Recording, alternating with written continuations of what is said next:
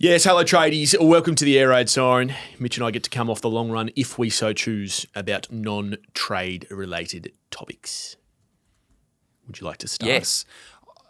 It always baffles me watching footy when you can see an incident or a moment in a game where you can tell that player doesn't watch footy. Okay. So how many times, even now, do we see a free kick or a mark inside the 9 metres and a player rush in there to man the mark, like 6 metres out, Yeah. and they don't know that you got to get back to the 9 metres and it costs a 50-metre penalty? That's very How true. is that still happening? That's a very good point. Now, the other time is when a player is a left footer and a player goes to corral them on their right and they'll wheel around on their left and just breeze past them. Yeah, that's amateur footy stuff. How do you watch a game of footy, go into a game of footy and not know the other 23 players you are playing against that weekend, what foot they predominantly kick on? Name names. Who Who did it on the weekend? No, there wasn't even one on the. I can't even remember. But you watch the game. I'll text you this week. I'll say 3. I reckon. I can't even. There's so many. I can't even isolate one. The other one on the weekend, which is the crux of my air raid this week. Last week at the MCG, in the Collingwood game, Collingwood played Fremantle. Carl Warner points to the scoreboard and costs his team a 50-metre penalty with dissent. Greg Swan is asked about it the next day. Will you crack down on dissent? He says yes. The pointing to the scoreboard is not on. And from there on, the 50-metre penalty will be played every time a player points to the scoreboard. In the same club on the weekend, Dan Houston, playing for Collingwood, points to the scoreboard against Richmond. Not only is he's not paid a 50-metre penalty, how has it happened 7 days later and he's not realised that it's going to cost you a 50-metre penalty? Yep. So 2 wrongs. Dan Houston, what are you doing? You have been living under a rock for a week, pointing to the scoreboard, not knowing that can cost you a 50-metre penalty. Secondly, the umpire, how have you not paid that free kick 50-metre penalty? Like, sometimes you watch this and think we're playing in a bush league or some sort of amateur competition. I love when you fire up. It's my favourite thing. That's my air raid. Short and sharp. Short and sharp. It's just the best link when he fires up. Mine's a little bit more reflective. So basically, since we have been recording this morning, Greg Swan has gone on SEN and cleared Doing the rounds this morning. I saw he was on Triple M too. Oh, okay. He must be doing the rounds. And he's cleared Toby Greene. So explain it for those that haven't seen it. So it's the start of the Battle of the Bridge, just before the ball is bounced. Are we going with Battle of the Bridge? Well, I don't know why they stopped calling it that. That's great. They should be doing that. Hutchie threw up the Grudge. He's trying to rename it the Grudge. It's not going to work. The Scorcher for the Q Clash, wasn't it? Where did he say this? On the Genesis. And that's why I didn't say it. I know for a fact that the Footy Classified office gathers around the TV at 7 o'clock. We actually do, but I wasn't there because I was doing promos. Toby Green, Dane Rampy. Yes, just before the ball is bounced, and he and Rampy are going at it, push and shove, and then Toby kind of backs into Rampy and throws his right boot back, studs up, and it very nearly connects into Rampy's nether region. It could have done some pretty serious damage, and it's been put to him this morning. And his answer is along the lines of, we're clearing him because he didn't make contact. Now, this is where I think, and this is not a Greg Swan thing, right, because he's just started. But he's going to end up being the face of this.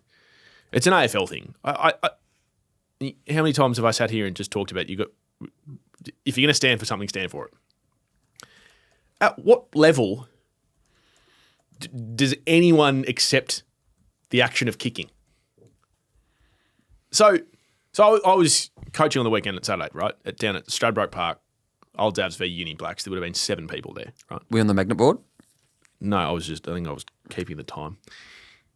Do you have a line? If I had seen... So what do you bring to the coaching landscape? Not much. If I had seen one of my players do that, it's immediately like, get him off the ground. What are you doing? Toby Green's an all-Australian captain. Like, he's been around for a long time. He's got a rap sheet as long as my arm. Now I know it's just the way he is, and it's Toby will be Toby. I accept all of that. I accept that he plays on the edge. All of that's fine. But the AFL is the governing body. Forget the fact that it sends the wrong message to kids. Forget that. Isolate that. You just can't kick people. So how does someone kick someone on camera and they don't get suspended for it? Explain that to me. Explain that to me as a football fan, because I can't. What about the potential to cause injury? It just, so I remember however many years ago, this must have been, I was doing Footy Central on Channel 7, so that's how long ago it was. It was when Simon Lethlean was footy boss. And you'd remember the game, being a Cats man. I reckon Tom Hawkins got a week for like punching Phil Davis, but he basically didn't even connect with him. Yeah. Do you remember they were sort of like Cardinia Park. wrestling down at Cardinia Park, and Hawkins kind of like turned around and threw a stray fist. And I think it missed It glazed Davis. his It glazed his yeah, and he got a week. Crazy, yeah. And I distinctly remember I was coming out of the Channel 7 makeup room upstairs there, and I had Lethlean was doing radio on my phone. And his quote was, "You just can't punch people." And I sort of remember thinking at the time, well, I'm not sure I agree with Hawkins getting a week for this, but what I do agree with is you can't punch people. Like, that's pretty easy to defend. If Greg Swan had come out today and say, look, he got a week for the Heaney thing, we're adding a week. Because he can't kick people. And if someone had then come back and said, well, Greg, he didn't really connect, that's fine, but you can't kick people. Do you think, because this was pointed out by the media or wasn't picked up, just to be clear, this wasn't assessed, was it? No, it wasn't. Well, I haven't listened to the full interview, but my understanding is we went to Did air Michael last Christian night. go through this as part of his... I don't believe so. My understanding is we went to air last night is that the AFL hadn't seen it. Okay. So do you think they were less inclined to do something about it because it was brought to their attention by an external body? Maybe. Potentially. But In saying that, the VFL tribunal, did you see the one a few weeks ago where Dev Robertson whacked a bloke and they gave him an extra week because it came out after the... Yeah. I just think that they back themselves into a corner here with this stuff. Because if someone comes out this week now and throws a straight boot, but it doesn't connect, or what if it throws a straight boot and it does connect a little bit but not much? Where's the line? Whereas it's an easier line is you can't kick people. You kick someone, you get a week. I don't know. For me, it sends the wrong message. When they say he didn't connect, he knew what he was doing, didn't he? Well, I can't, a little bit like insufficient intent. I can't read people's minds. I don't know what Toby's intent was. All I can go off is the vision that I saw.